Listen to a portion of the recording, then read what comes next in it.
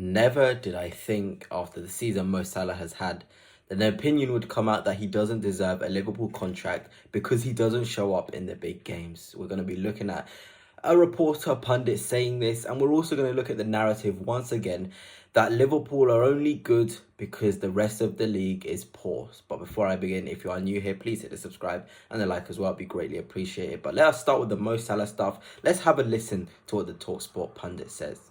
It's mind-boggling that we have let, or Liverpool have let, three of their, not just top players, but three of their greatest ever players get this deep into a contract without it being sorted out. Yeah, well, okay. So they've not offered him a contract now, right? We're in March, so I don't see him doing it in April either. Let me ask you this, and ask Liverpool fans. When you looked at Mo Salah in the biggest games of the season, has he been worth a new contract? I don't think that's a fair question. Right. I think the question should... Hold on. I think the question should be, when you look at Mohamed Salah across the season, how important... In a poor league. Well, how important are his goals, contributions and goals to Liverpool? Absolutely, but hold on. But in that poor league, would Liverpool be sitting top of it without him? That's the question. Yeah, but that's last year. So when you give someone a contract, you need a crystal ball, right? And a crystal ball with a player that's 25 years of age is very different from looking at a player when he's 33. I cannot believe it. I literally cannot believe the narrative made here is that Mo Salah didn't turn up in enough big games this season and he doesn't deserve a new contract. It almost feels like an FSG mouthpiece, something that the board would use to justify not signing Mo Salah on. I just could not believe this opinion. Mo Salah, away to Manchester City, he may have, I think he got a goal and an assist actually to Szoboszlai. That's a massive game. Liverpool had to win. He performed at the Emirates against Arsenal. He scored the goal to make the game 2-2. Game-changing goals. Game state-changing goals. That's what Mo Salah does. You even think of the game against Manchester United. He was there. He was contributing. That's a big game at Old Trafford. He always has an impact on games. He always does. Against Chelsea at home at Anfield, he contributes. Against Brighton, when Liverpool were at 1-1, he curls one into the top left corner. He contributes. You cannot tell me after watching Mo Salah 38 games this season that he doesn't turn up in the big games.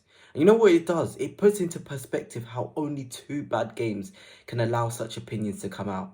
Liverpool have lost 3 games all season. I've said this multiple times. And the opinions that have been coming out, it's almost like everyone's been bottling it up, ready to say their horrible opinions. Calling Liverpool, a poor team in a poor league and they're going to be one of the poorest winners of the Premier League. You cannot be saying that about a team who's only lost 1 game. And I think that goes nicely onto the next clip from Jason Cundy again, talking about how poor the league is and how poor the league must be because Liverpool are set to win it. It is. No, it's 2 different conversations. There's 2 different conversations. The conversation we're having, we're having 2 different conversations. If you're asking me, do I love the Premier League and think it's exciting? Have you enjoyed this season? Yes.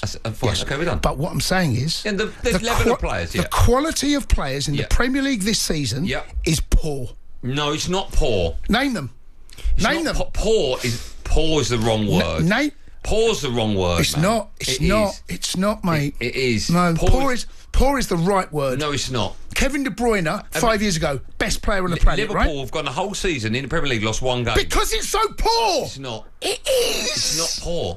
Mate, the standard is of such a low quality that Liverpool, who are a really good team, that's it, are going to go and lose 1 game all season. Are you telling me this is the best side ever the Premier League's ever seen? Because it could go down as that. Again, just very, very, very, very confusing to listen to.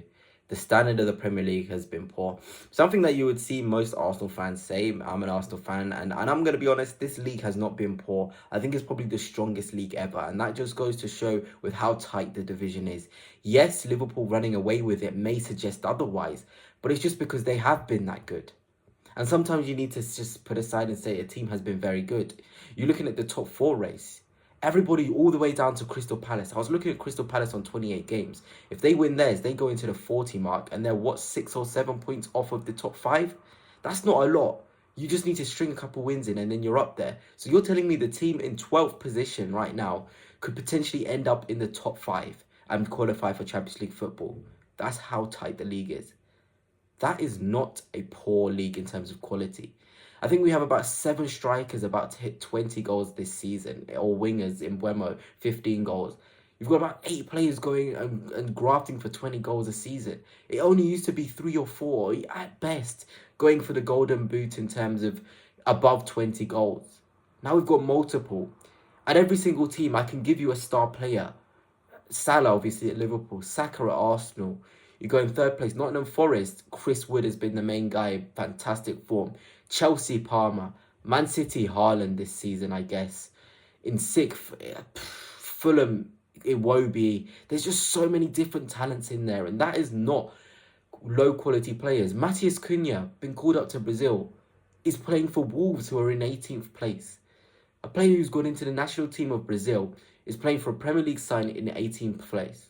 Just goes to show the quality that this division has a lot of quality. If those sort of players are being called up to Brazil, and I open my eyes. Is it just the Liverpool hatred?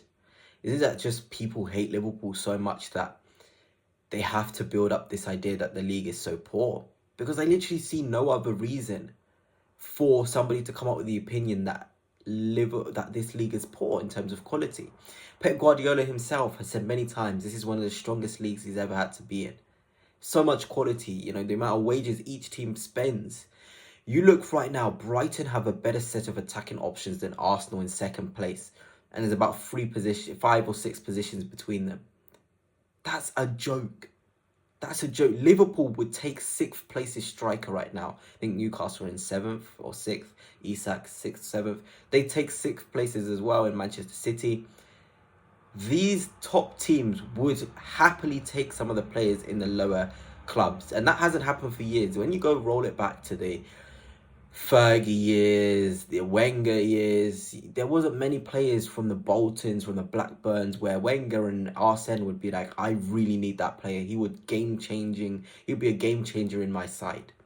And a lot of people talk about this Liverpool side being way worse than the one that got 97 points. But shouldn't that be an indicator of how poor the league is? That 2 sides got 97 points, City and Liverpool.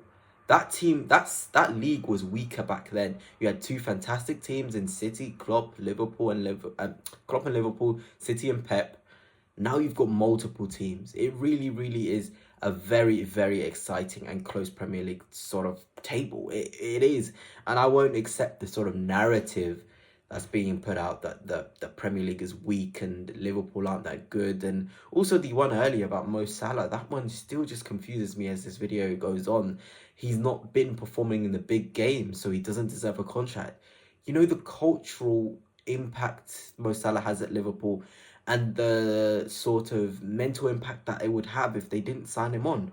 It would send shockwaves and send messages to fellow players that Liverpool aren't a serious club. But anyway, that's it for now. Hope you have enjoyed. Let me know your thoughts on the content discussed in this video. And until next time, peace.